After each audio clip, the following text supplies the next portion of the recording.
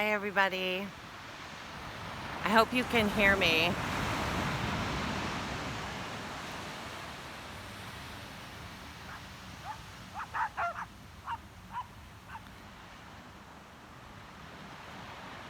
By the time the clouds burn off of the beach, it's kind of crowded. So as you can hear, I wanted to do the meditation here, but I think we're gonna wait and do it. I think we're gonna do the meditation among the councils of trees. The redwoods here, when I was there in June, they're all in, not all, but I mean the majority of them they grow in circles. It's amazing. And you go stand in the middle of them and you're just transported. It's amazing. So I think we're gonna do the meditation there.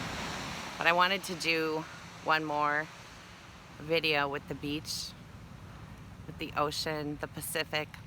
I was just listening sometimes when I'm getting ready just to hear, I listen to other astrologers when I'm getting ready, and everybody's talking about, Uranus and this configuration with the nodes of fate. And that's going to be going on for about a year. They're in what's known as a square, which is a tense, it's just a square is an aspect of tension, but it's also very powerful. And it also signifies change and revolution is what I'm hearing. Change is Uranus. And so, yeah, he's saying like a rocky change because Uranus is going back into Aries. So, and that began in 2010. So things that were, it moved out of Aries at the end of, or the middle of May, but it had begun its trek through Aries in 2010. So things for you, wherever that Aries house falls in your natal chart, things that have been an issue since 2010, you're going to be revisiting those. All of us are, as a collective as well.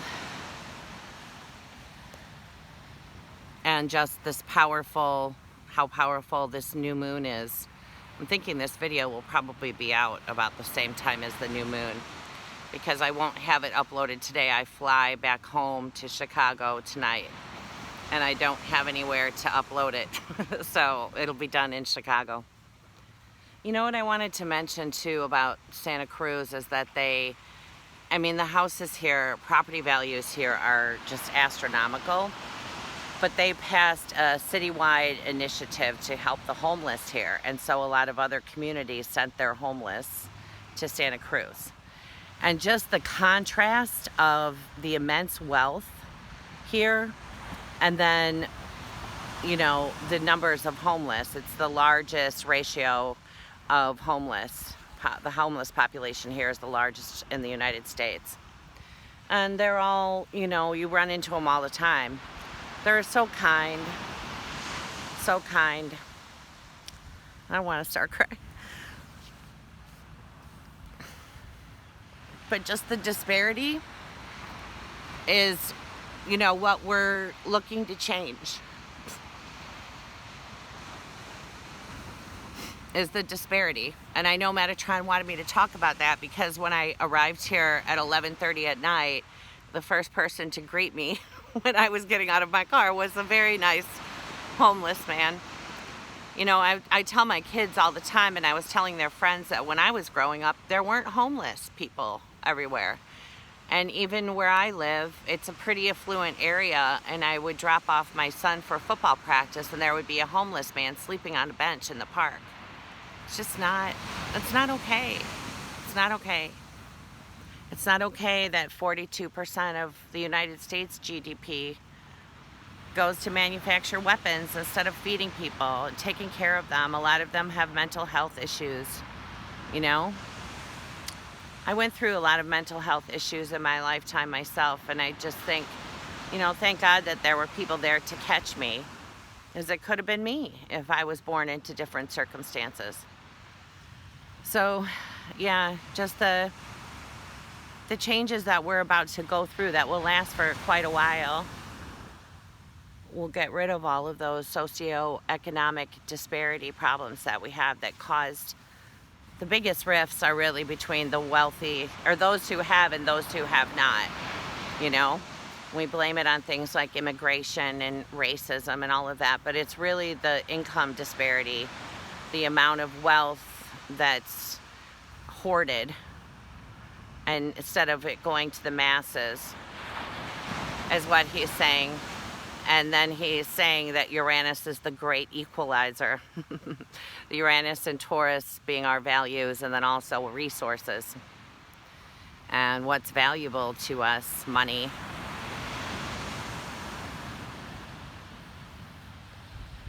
Anyway, I think we'll pick this up when I go to the redwoods later. All right, everybody. I'm going to show you the ocean one more time.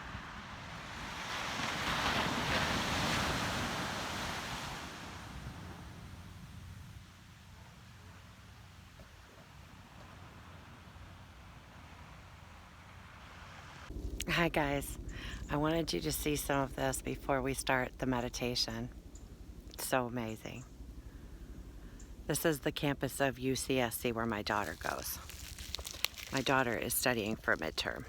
I went to visit both of my kids during midterms, so, but I've had fun entertaining myself. She walked me to this trail, and now I'm going to do the meditation with all of you. So Metatron wants to talk today about what it means to progress. And that progression requires that we leave our comfort zones, collectively and individually. But we're ready. We're more than ready. Our higher selves are chomping at the bit to go for it, is what he's saying.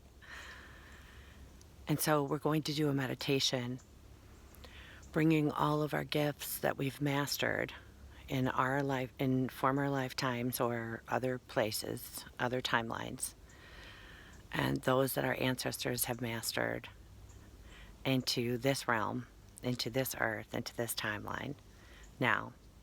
And we're going to plant them like seeds, is what he's saying, okay? So uncross your meridians. So if your arms are crossed, or your fingers, or your feet, we're gonna uncross. And, oh, what's going on with the camera? Okay, that's nice, but I don't know if they can see. Okay, so we're going to take one deep cleansing breath in through the nose and out through the mouth. Center yourself in your heart space. Focus about 20 inches above your head on your stellar gateway. Witness the lime green ray of hope filling your stellar gateway, moving down into your solar star, your soul star, your crown star, your crown chakra, and third eye, moving through your throat chakra, clearing any fear of speaking your truth, the energy of hope filling your heart chakra, coming into your solar plexus, filling up your power source, strengthening you, moving into the sacral chakra, which holds the energies of all of your gifts and talents and abilities, coming into your root, flowing down into your earth star.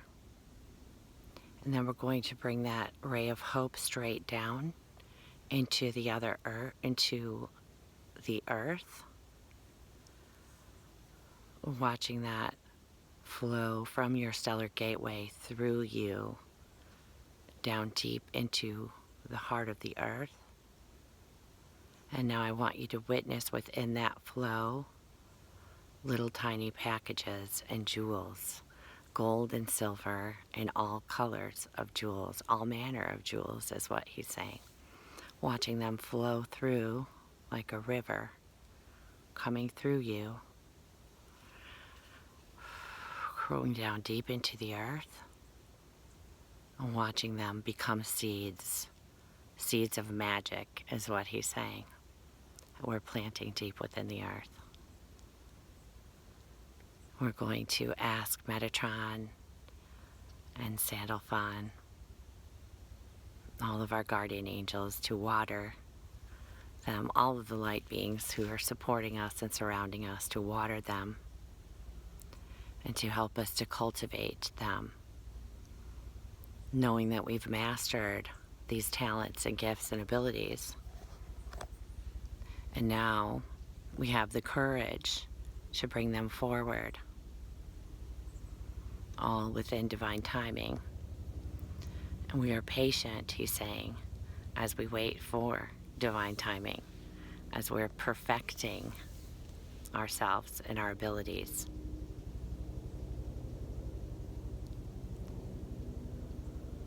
The world is our oyster, is what he's saying.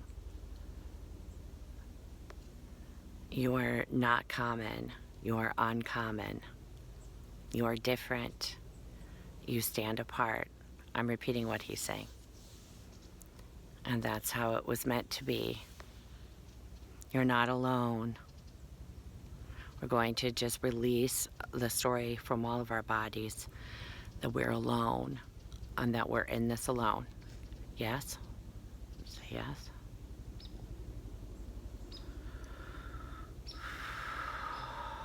As you close your eyes now, I want you to feel your ancestors, the archangels, your team of light beings. I want you to feel them all around you. Open your hands in your lap. I want you to feel them all around you.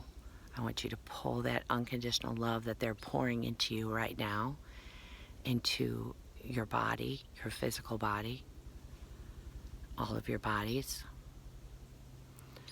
I want you to feel that in your spine, flowing into your spine, strengthening you, strengthening your root, allowing courage to flow into your root. We're going to release the fear of being without. You could just say yes.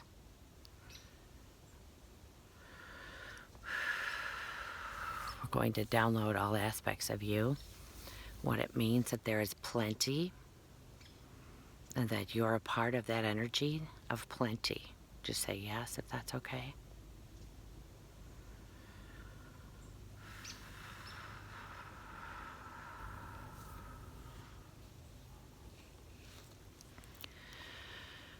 Okay, and then we're going to focus on our root chakra, watching it go from candy apple red to crimson.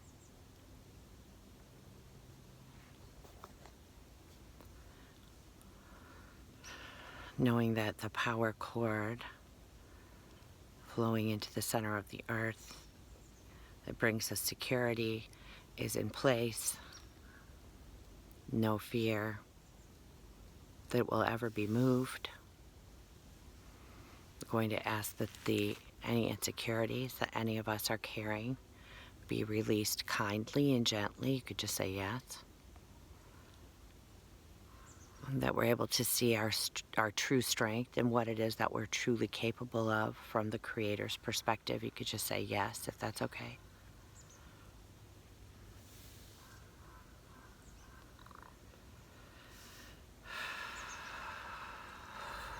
Okay, guys. Let me ask if there's anything else.